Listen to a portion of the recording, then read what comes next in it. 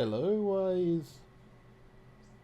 Oh, We we've just cannot got see you. Natty. We cannot... Hang on, what's going on here? Let's... live and dangerous. Is that... Hang on. I blame my shitty computer, but you'll be happy to We'll go know with that. you'll be happy to know that I'm planning on upgrading my streaming rig. I was in the process of sort of moving my rig over to my gaming computer, just because like I have drops and skips Mm. every week. So I was trying to make it better, and I thought, you know what, it did all right with broadcasting the pre-recorded copy of the community meta last night, and I thought, probably be all right. It has not been all right. Hey, there we go. There's Natty. Hey, I'm Woo. here. Hello. So welcome everybody to Nuts and Bolts. We are back again with lots of eSpace news. Welcome, Natty. How have you been? I am doing really well. I am all lovely and caffeinated. Hey.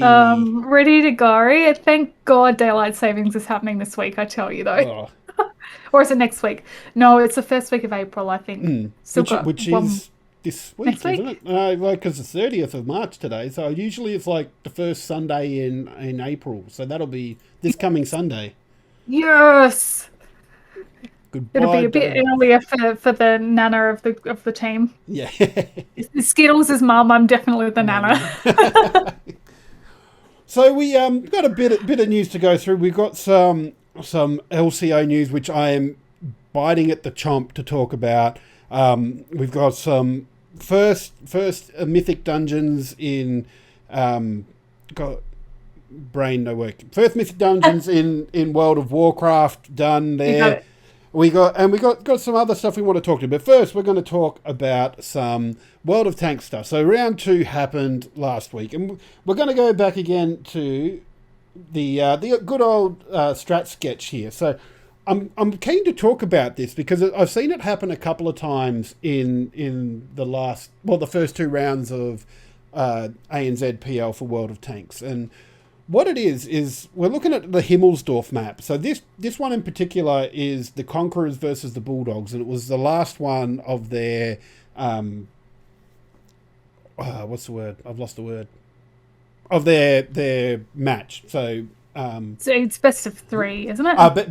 best of four with a tiebreaker if it ends up being tied. So Gotcha. Yeah. So it was the this was the fourth. fourth game. So normally what happens, this is what we've got here on the strat sketch is what was happening in the last couple of seasons of Nuts and Bolts. So generally, this one's just an in general thing, so don't take this one as gospel. But you'll have someone over here looking over one cap, because these circles here are your capture points for you World of Tanks newbies there. So the defenders here would sit around along here. So there's a nice little spot in here that you can see across here, and there'd be spots here and here that you can have a look at and get some nice lookouts across this whole open area here and up onto this hill here. So this semicircle around here is all really high up and is really good for spotting, which is why whoever is attacking will have somebody sitting up here. So what will normally happen is they'll have their spotter up here, and usually they'll go for the two flag capture, because even though it doesn't show on here, the circle actually extends out to around the back here and also a little bit down here. Okay. So they'll try and sneak a couple of tanks down and probably along the A line here and put them here and put a couple over here as well. And that's generally been the meta for Himmelsdorf as a map if you're on the attacking side. But what's been happening the last couple of weeks, I think there's been two separate games that have been played on Himmelsdorf.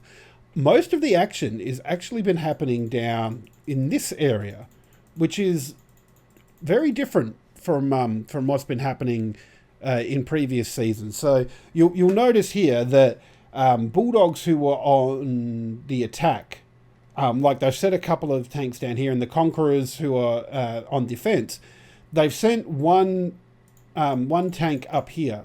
So they can spot down here to see if there's any tanks coming for the 2 flag. In particular, this tank here did spot out this one here because he was hanging down around this area here. So he knew, the Conquerors knew that the Bulldogs had somebody on the hill spotting, which, to be honest, you can probably almost always assume that there's somebody on the hill spotting. Bulldogs on their attack. So this spot here, I think it was Madhouse had set up there because there's a hole in the wall there that gives you some vision across the courtyard. And then you've got these tanks that are coming down here. So this tank here will be spotting, try to see where people are down the 1-2 line. So what eventually happened is that the Conquerors tank that was over here is rotated around to help out at the 1 flag. So they've kind of had a little bit of knowledge that there's another tank here. So they've set another tank on a bit of a scouting run. They've spotted this guy out down here. But then as well, this guy's been spotted out. So all of a sudden I think that was Whippet, and he was in for a very bad time. These tanks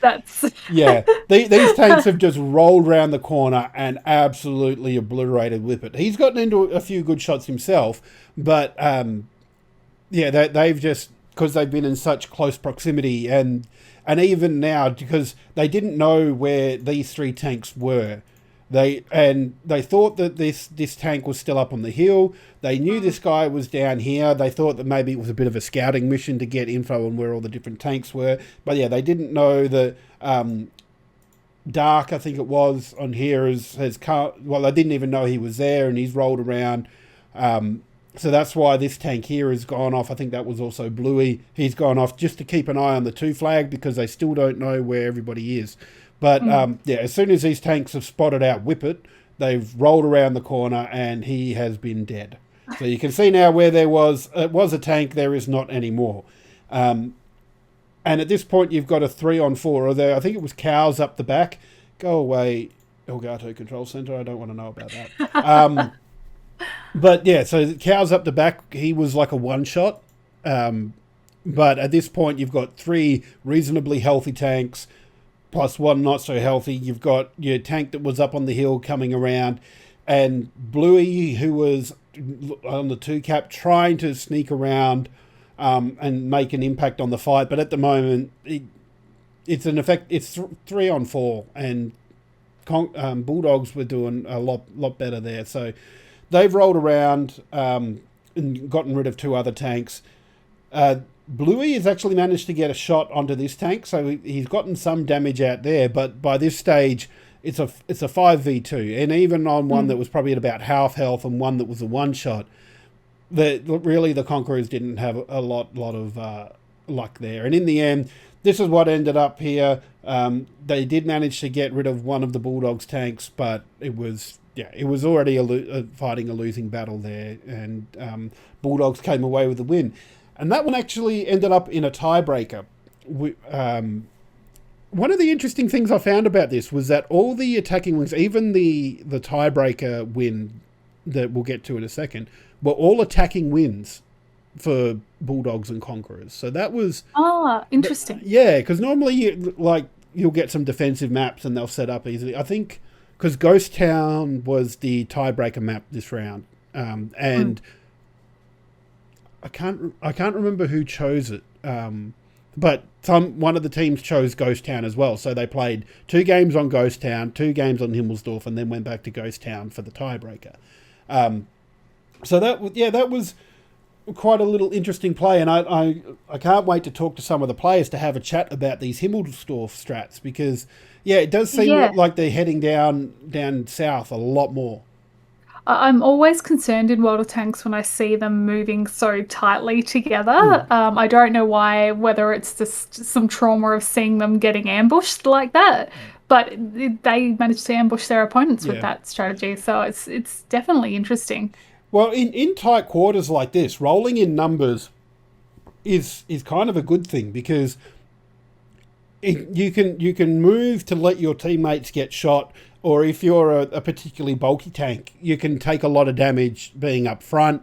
And then, there are teams that are really good at sharing the damage, so they'll rotate around. Like whoever's at the front will pull back, and if you can share the damage around really well, that rolling in numbers strategy really works. And I think it was season 2. The Matildas had a really good strategy of just rolling in numbers, and it worked for them. I think we took to calling it the Flying V because they were affectionately known as the Ducks, and obviously Mighty Ducks nice. references. Yes. So, but yeah, they made their way into the finals and won quite a few games off the back of just knowing where their opponent was and being able to move around. So, like in this case, where like you can spot clear down here and you can see that Whippet's sort of on his own, or at least if you can see Whippet, you might be able to see the other tank down here.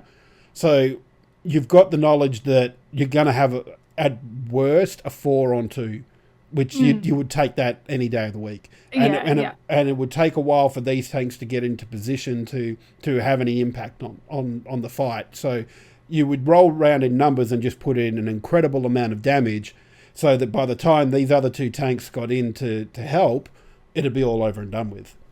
Were you seeing like a consistency with this kind of strategy generally? So them making an aggressive move on one point rather than splitting into 2 or 3 groups and moving to multiple points at once?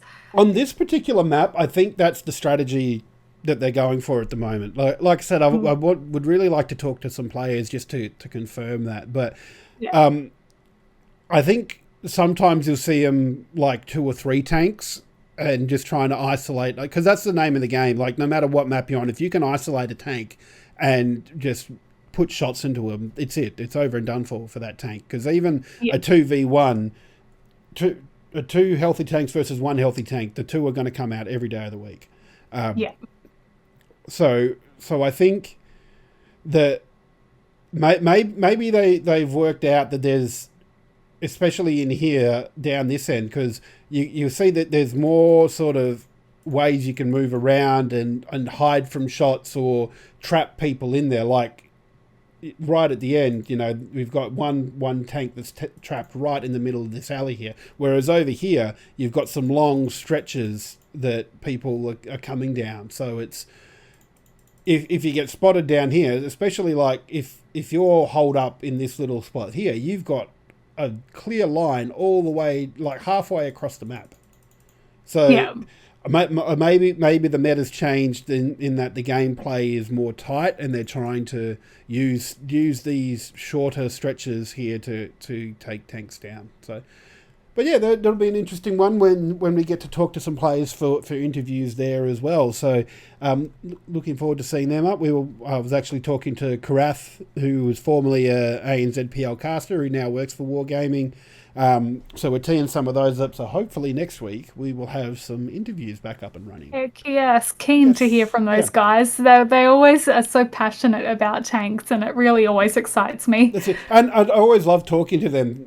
Even after last week, when the first time I used this strat sketch thing, I had one of the guys, Napalmer or Napper, just send me a message and go, "Cool, man, I heard you saying that you weren't too sure about some things, but if you have any questions, give me a yell." And so many of them are like that. They're just so friendly and helpful, and I've considered myself lucky to have gotten into that sort of community there with them. Yeah, that's awesome.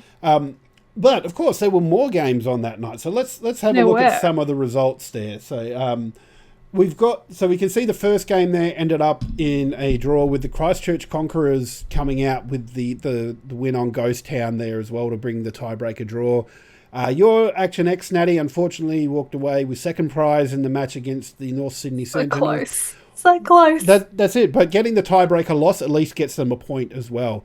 Unlike my Perth Panthers, unfortunately, who put up a really good fight. The first map on Ghost Town against the South Sydney Scorpions, there was a really, really well fought there. And neither team did anything wrong. It's just that the way the luck went towards the Scorpions in there. So, and that did give us our first outright win of the season, because until then we'd had all tiebreaker wins. So there was interesting games to watch there. Definitely would recommend going back and having a look at the VODs.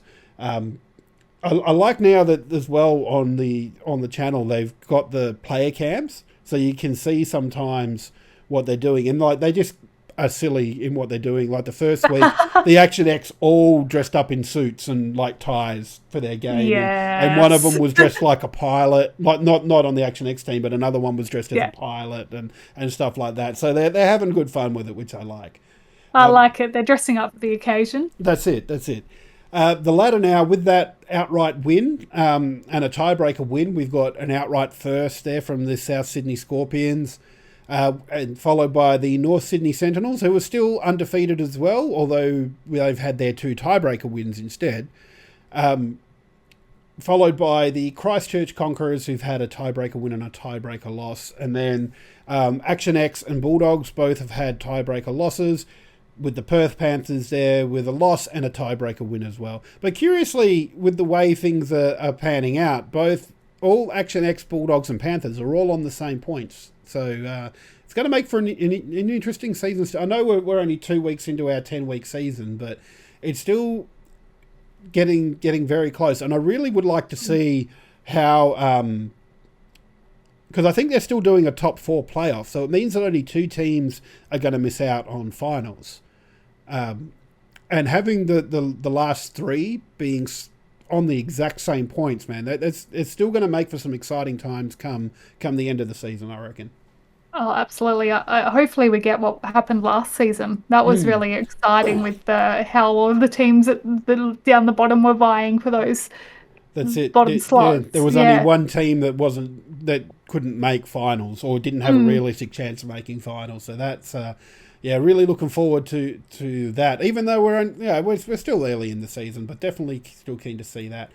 So let's have a bit of a look at the fantasy points. So I did not have the best round again. In fact, somehow I went down a position. I'm still on the second page of the Fantasy League rankings. I'm 61 or 62 now. I'm not having a good time. Oh, no. I know. I need to... Did you caught up a bit this week, though? No, I went backwards. I don't know how.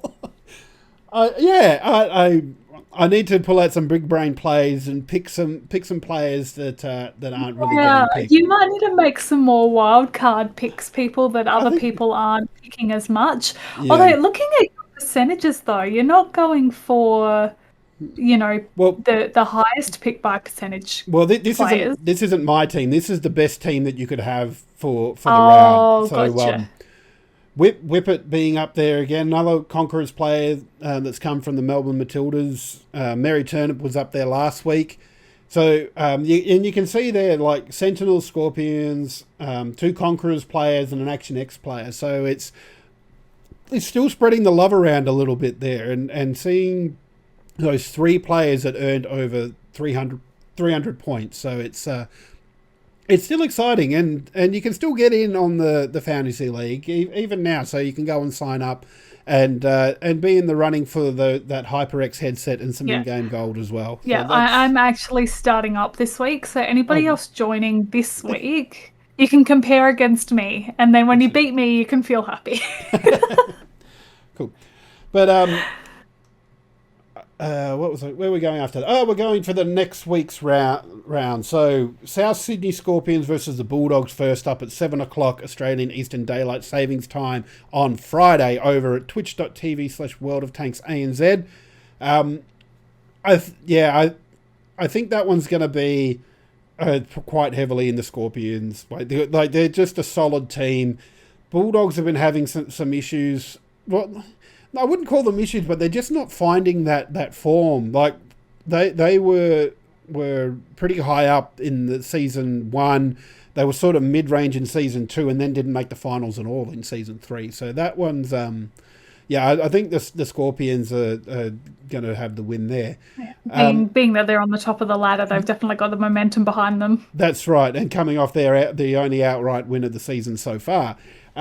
Then the 8 o'clock Australian Eastern Day. Yeah, there's Napalmer in chat. So Napalmer plays for the Scorpions as well. So I think he's excited that I'm picking. Either that or he's scared that I picked them. And now there's pressure. Oh no, you don't have the picking curse, do you? I think your picks have been pretty good. I don't know. I tend not to pick, and I got to say, because I just sort of both apply. Napalmer says.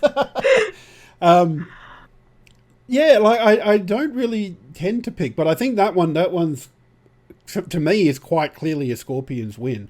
And even the next game though, like the North Sydney Sentinels and versus the Christchurch Conquerors, the Conquerors to me are still the team to watch. Like picking up those Matildas players from last season, they're I think they're kind of a wild card. As the season goes on, they're only going to get better. So that one like could quite easily end up in a tiebreaker win either way. So yeah, that one's going to be an interesting game to watch. And then of course 9 o'clock Australian Eastern Daylight Savings Time, we've got the Natty's Adelaide Action X versus my Perth Panthers, and I've got to pick Panthers, of course. Like, Yeah. it's just got to happen. Like, Yeah, be prepared to go down, sir. no, we're not going down unless it's down a hill rolling over the top of the Adelaide Action X. Oh. But no, look, seriously though, like I think the Action X have picked up a few good players in the off season as well. So, and the Panthers, depending on what team shows up on the night, like the first game on Ghost Town that they played against the South Sydney Scorpions last week, it was a burger flip. It could have gone either way. So like they've still got some goods there, the Panthers, and I think that one's going to be an interesting game to watch. And I think that one's going to be my pick of the round for everybody to have a look in and just check out right there. I think it's going to be really competitive, and I'm really looking forward to it. And please send me a reminder again. I need to watch these games live because it's so much more exciting when you can annoy people in chat when things happen. And I'm like, why did that happen? And then you have the pros pop in and say, oh, this is why. I'm like, cool. Well, I really love that the World of Tanks Twitch chat has this member called Skelp, and I think he plays B League as well. But after every game, you wait with bated breath for Skelp's highlights. So he'll come in and type like this much of a recap saying this is what happened, and I go, this is great. I love Skel's recaps. They're so good. Amazing. Yeah. But that's pretty much ANZPL round 2 for season 4 just there. So tune in for season 3, 7 o'clock Australian Eastern Daylight Savings Time, Friday, twitch.tv/World of Tanks ANZ. But really, you're talking about being excited, Natty, before. And I must admit, I've been super excited watching the LCO because they're in playoffs at the moment. This week has been their first week of playoffs. So the first night, there were two games. There was Peace versus Pentanet, which was Peace being second and Pentanet third, playing off for the chance to verse the Chiefs and maybe go straight into the grand final. That game happened last night. But also the second game was the do or die Order versus Direwolves game. So I'm going to start with the Peace and PGG game. They actually Pentanet beat Peace 3-0 in that game, which was kind of a bit more one-sided than I was expecting it to be. Yeah, I think a lot of people were expecting it to be pretty competitive considering their position on the ladder, both near the top. So it's surprising for sure. I don't think it's surprising that Pentanet ended up winning because as they've gone through the season, they've gotten better and better because like they've got the 2 Korean imports on their team, and I from what I was understanding, there was a bit of a language barrier to start with. So, but obviously they've worked some way around that, or the boys have learnt Korean, or maybe English, or just learnt some keywords or something. They're meeting in the middle, I think. That's it. And they are an amazing team, and they've just been firing. So I'm not surprised that they beat Peace. I'm just surprised that they 3-0'd them. And even the second game, Order versus Direwolves, that ended up 3-0 in the favour of Direwolves as well. And sorry, not Direwolves, Order. And I expected Direwolves to do a bit better. But obviously now we've got a game. We've got Monday night with the lower bracket final with Peace and Order. There is another game that's already happened, though. I'm getting a little bit mixed up because I'm jumping back and forward a little bit here. But last night, and it's a game... Oh my God! If you haven't watched the VOD of this game, you need to go back and watch it because it is just such an incredible game. Like, I was watching a stream from Rogue, who's the PGG support player. He said it was the most fun competitive match he has ever had, and it just it is ridiculous because it was Chiefs versus Pentanet. And really, if this doesn't end up being the grand final, I'm going to be so disappointed because they're just the back and forward, and I've never seen, like, to start with, it went the full length of the best of 5. I have not seen a final in the LCO do that before, and just the gameplay, like the games, both bases were cracked open, and it was just a fight for who was. I cannot. Words cannot express it. So what I'm going to do is I've got a couple of clips that I took from the LCO stream. So that's I'm just going to let this one speak for itself. So this is Pentanet in Chief space. I want you to keep an eye on the Nexus. This is very important.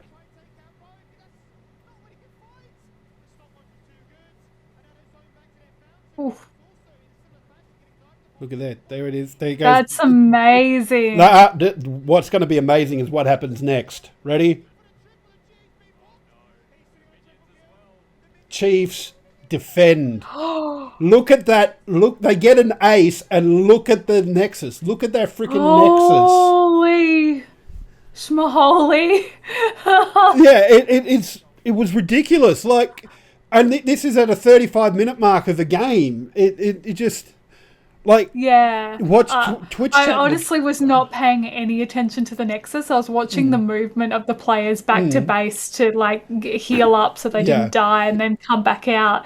But meanwhile, all the creeps have mounted up, haven't they? And they're just mounting damage against the Nexus while they're busy with the. I think the only thing that saved Chiefs here was the top inhibitor respawned.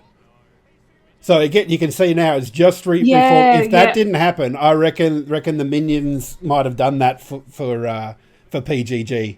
That was crazy. But you want to know what's even crazier? After this, they Pentanet tried twice more to get into there, and Chiefs ended up with 2 more aces. No way. Yeah. And not only that, Chiefs won. Chiefs won this. It was just ridiculous.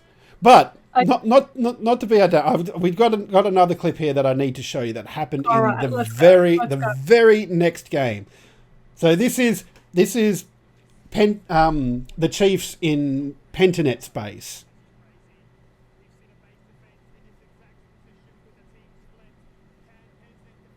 So I think Chiefs has got the Baron buff at the moment and just picked up an Elder Drake, but it's still this is Pentanet's base cracked open. Wow, look at the chunks coming off. Oh, same thing happened again. Oh my god, it's just like, how can the same thing happen twice in the same best of 5 series? Who is that taking the chunks off the base? Tally, I think. Tally, yeah. But he was well fed by that point. Yeah, but it was just ridiculous. And once again, this was Chiefs in Pentanet's base. Pentanet won this game. Amazing. I don't know if you can hear the casters. The casters are going, "Oh no, not again, not again!" It's just like, it was ridiculous. Like, I cannot get this. This was a match for the ages, and it's what all the casters, Rusty and Skimmy were casting this, and they're going, we don't care if this goes to best. If all the games are like this, we don't care if it goes to the full 5, because it is just so goddamn entertaining. And like you couldn't ask for a better matchup in this. And if this is not our grand final fight, I don't know. I don't know.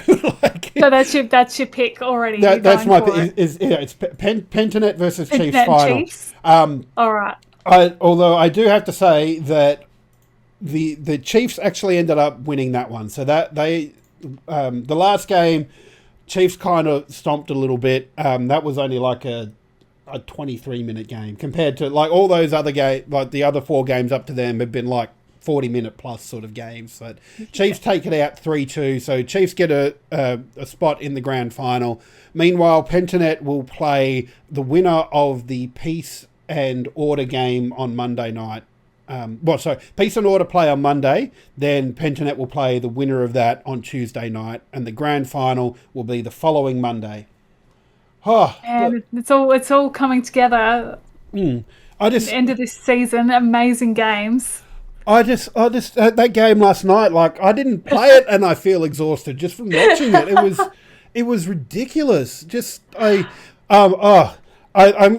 was sitting in Rogue's stream today. So Rogue's the support for Pentanet.gg, and he was talking about the game. So I do want to just show a little bit. So this is stuff that I clipped from his chat. We're going to turn this up because I want people to hear it, because he talks a little bit about the game. Should have won game 3. We should have won game 1, man. We had Dragon Soul and 6k gold lead or something. Should have won game 1. Did win game 2. Should have won game 3 multiple times. Should have won game 4 as well, I'm pretty sure.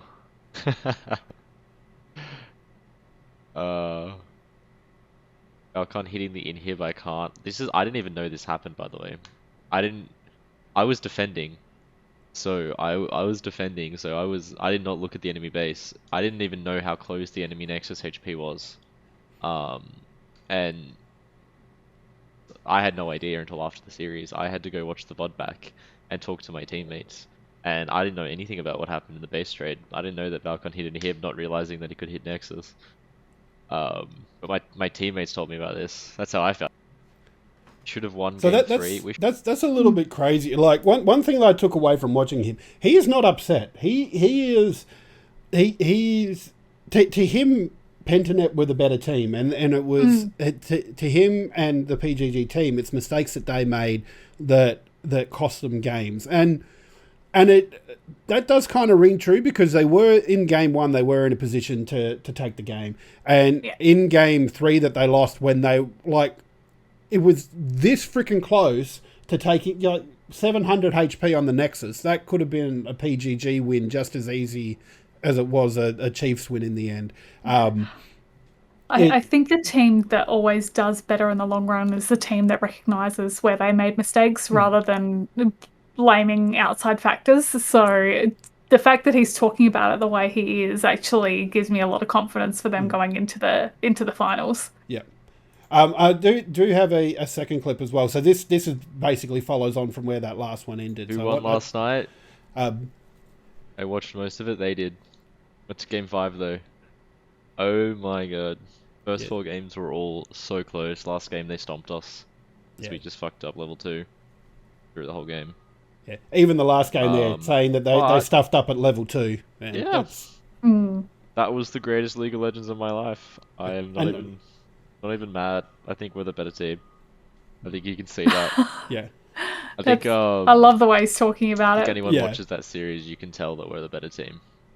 I think we had all of those games won, the first 4. We had all of them won in a standard way. All of them came down to just a little throw. That Twitch lock, yeah man. That was the secret sauce I talked about, guys. I told you that was the secret sauce. It was the Twitch. Just randomly out of nowhere, we started playing Twitch the last 2 days maybe. Who won last? So I have to check with you, Natty, because you know a little bit about some of these things than what I do. But we'll see. well, they played a champion called Twitch, and I'm not up with all the different champions, and apparently this sort of came out of left field a little bit. And I got to say, they gave it to Praetor, and the games where he played on Twitch, I think they won. So it must be good. It's just not a champion I've heard of before. Yeah, so I mean, obviously, I don't play that much League, but as far as I'm aware, Twitch isn't really in the meta at the moment. Maybe it might be now after that. Yeah, it's interesting because it's you decent movement speed and he can camouflage, so he's kind of got some of those like assassin-ish traits. Tends to play either like marksman or assassin-ish.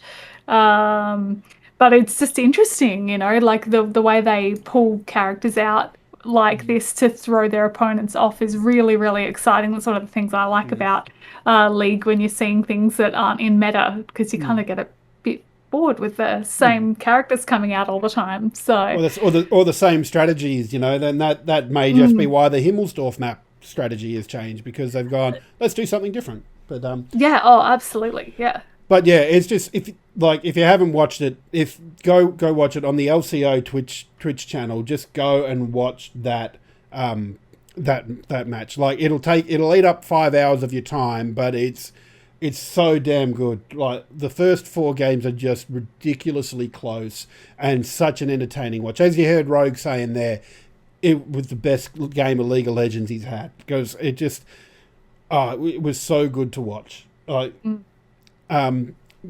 And so we're hoping for Monday the 11th of April that we might see that again. So definitely we'll see Chiefs again. And at the moment, it's we could see either Pentanet, Peace or Order facing them down. But come on, after that performance last night, I don't think... Yeah, you want to see the rematch. Well, not only do I want to see the rematch, but I don't think... Like, Peace, if they're on, they might, but Order definitely doesn't have the chops to match it with Pentanet.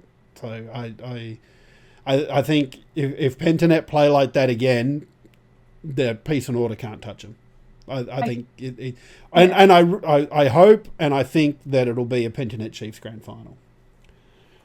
Oh look, if Rogue is rocking up all dressed up in his suit and ties, like that's one of the things I like, and what we were talking about with the World of Tanks stuff as well. I love when the players get a bit dressed up, so that should be good. Yeah.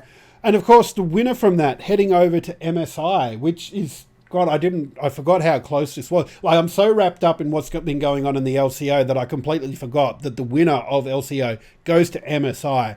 And it was announced very recently. You'll get your hat for Friday? Nice. Get your hat on for the games, Napper. Do it. Oh, heck yes. Yes. He's just making sure I tune in. I'm going to be watching for the hat. That's it. But yeah, so now MSI actually has been announced and is going to Busan in South Korea. Which is really exciting, because I think we've been seeing the LAN events bouncing around a lot recently. They've been mostly in Europe, but also we've had Canada and we've had other parts of Asia. But South Korea's had some Fortnite stuff, I think. But, and some...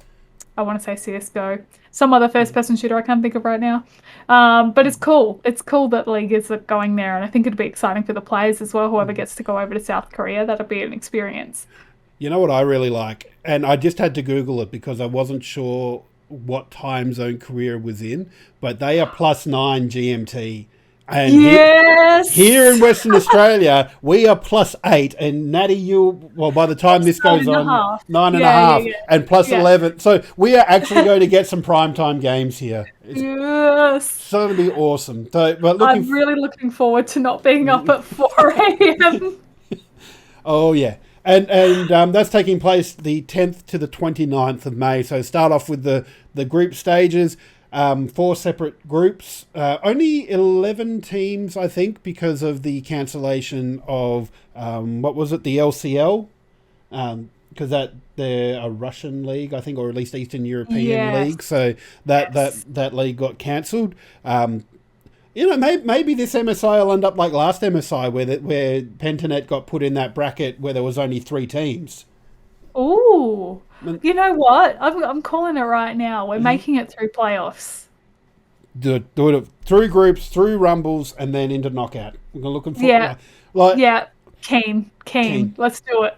Definitely keen to watch that, and more league. almost as good as Tanks. Not quite as good as Tanks, but yeah, it's still exciting stuff to watch, and I can't wait to see it. Yes, it's going to be awesome. Our time zone. Let's go. That's it. Cool. Something slightly different. Not a I don't know. Would you call this one an esport, Natty? This Really an esport. esport? I'm Okay. excited. There is Okay. money and reputation on the line. It's competitive.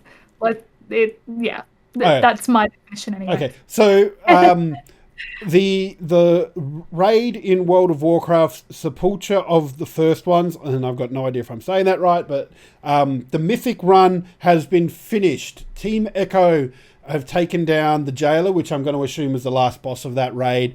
Apparently, they pull. It says the tweet says Team Echo take down the Jailer in 277 pulls for a world first kill. Once again. I'm going to assume that means that they had 277 attempts at this last boss. Because usually that's what it means. If you pull a mob in an MMO, it means that you've aggroed them and they're attacking you. So I'm gonna guess that's what that means. 277, my God. Yeah. I heard about Team Liquid essentially calling it. They just, pushed and they just couldn't keep going, and so Echo was able to jump in and take the win there. But 277 goes at the boss. That's just nuts. Yeah, it is ridiculous how long that took. Like, because it took them 18 days, I think, to get through that mythic raid. And it's crazy. It's crazy how much was put into that. But like, I can only imagine what it feels like to do the world first sort of raids like that. Like Destiny had that rush as well when Witch Queen came out, who would be the first to finish that boss, and it's got to be a rush when you get it. Yeah, I'm really interested, and I'm not sure, I didn't see it reported anywhere, just how many eyeballs were on that, because you can see it's quite heavily supported, and all these teams going for these runs, they're backed by esports teams, or there's other sponsors in the mix. Would be really interesting to know how many people tuned in and how many people were watching the action as it was happening. You did touch on Team Liquid going out, and I did read an article about that. Like that they've spent something like $93,000 on this run, which is a crazy amount of money, and they're still going. But like you said, they took a bit of a break because their players were just getting super fried. Like, and you can imagine that, like 18 days. 18 days. Yeah. Nuts. Yeah, and just on Echo's side of 18 days and 277 attempts at that final boss. Like, that's... It's a crazy amount of time to put into it, and, like, trying to go and again, it would feel like bashing your head against the wall. And I'm glad that Team Liquid took some time to stop and just have a break, because like as fun as it is to get these world first, it's not worth your health. Oh yeah, we talk a lot about burnout in more traditional gaming settings, and while this is more acute, it's still serious when you've been going for 18 days and your team's pushing you on 3 or 4 hours sleep every day to try and do things like this. You get fried, you lose your mental capacity to be able to keep up and support each other. So absolutely, people first, always. That's it, and glad to see that they did that. So the next little story we've got to talk about as well is that you linked me an article and that came out last month about what recruiters need to know about esports fans. Now, when we say recruiters, we're talking about employment recruiters, not just we're not talking about people recruiting for an esports team. We're talking about, do you want to come and do this job, recruiter? So, and I found this quite an interesting little read about so what this was asking was like a lot of different questions about jobs. So like the first question that was asked was, how likely are you to be in the market for a new job in the next 12 months? How much do you like your job on a scale of love to hate? which of these following attributes would your dream career have? So that sort of thing. So it's and it wasn't just done to esports fans. It was done for a whole range of people with a segment for esports fans. Yeah, I thought it was really quite broad research, but it was good that they included the esports segment because I think general safety and security of people who are fans of esports is an indicator of how much money they can be investing, into subscription services and to which subscriptions and all this kind of thing. So if you see people and this was specifically in the US, saying, actually, I don't love my job, I'm just doing it and I'm looking to quit, or, they're facing insecurity in those ways, it does have roll-on effects. There was one thing I found interesting in there, and there was a question that was, what kind of work and responsibilities do esports fans have? And they were showing off some percentage stats here. So there's 6% of esports fans surveyed in this were managing directors versus 2% overall. 8% were business owners themselves versus 5% of overall adults. And 4% were chief executives versus 1% of overall adults. So that's quite a significant rise in people in those sort of higher level positions.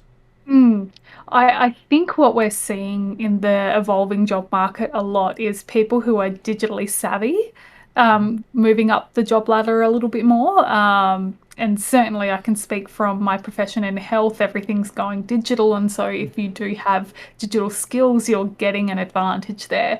And so, yeah, it's kind of cool to see that translating across both ways. Yeah.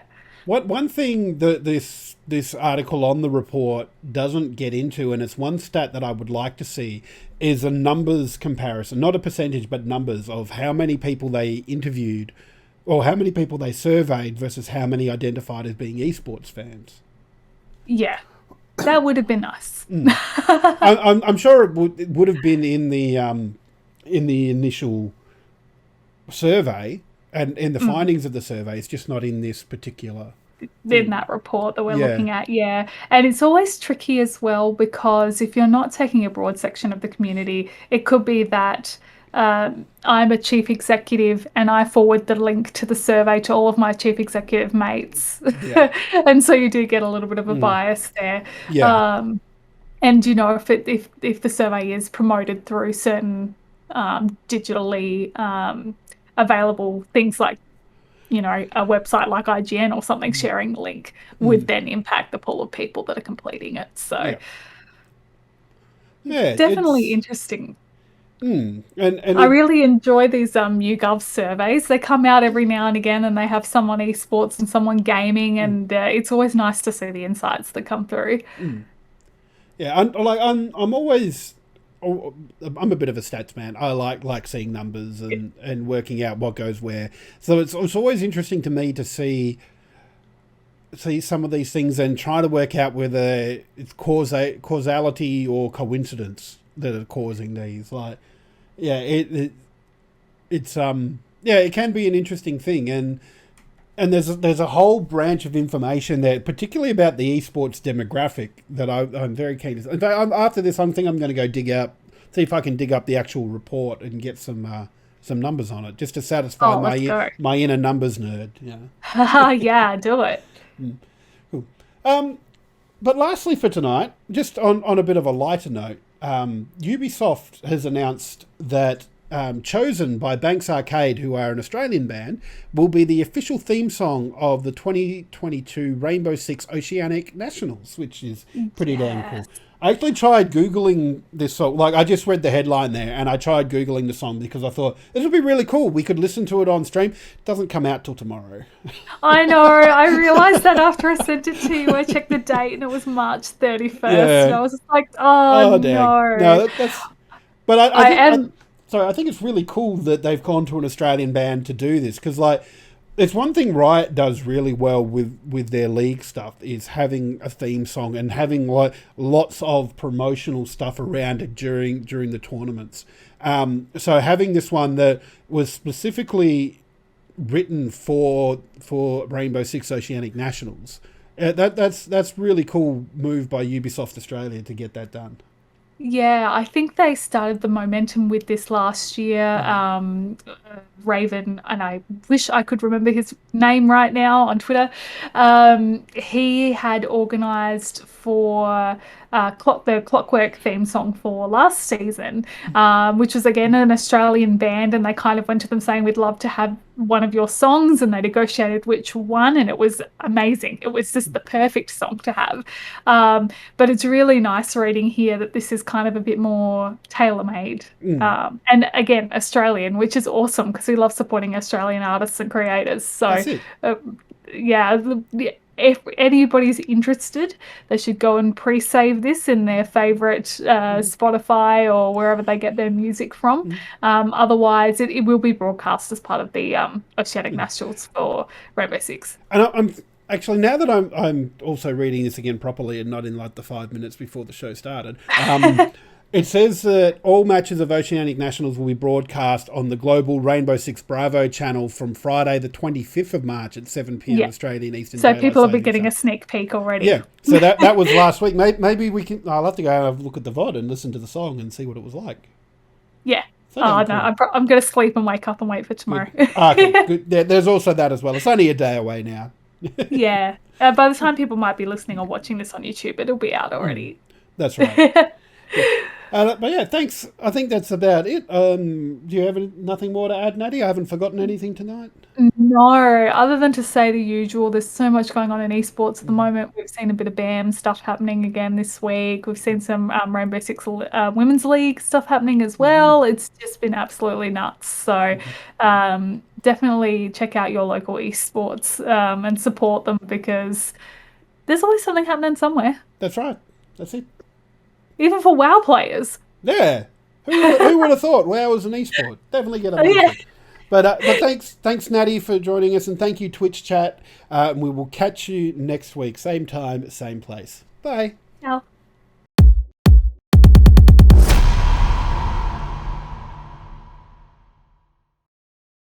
Hey, legend. Thanks for watching the show. If you want to make sure that you're up to date with all of the Game On Oz content here on YouTube, make sure you click the subscribe button, and I'll see you in the next video.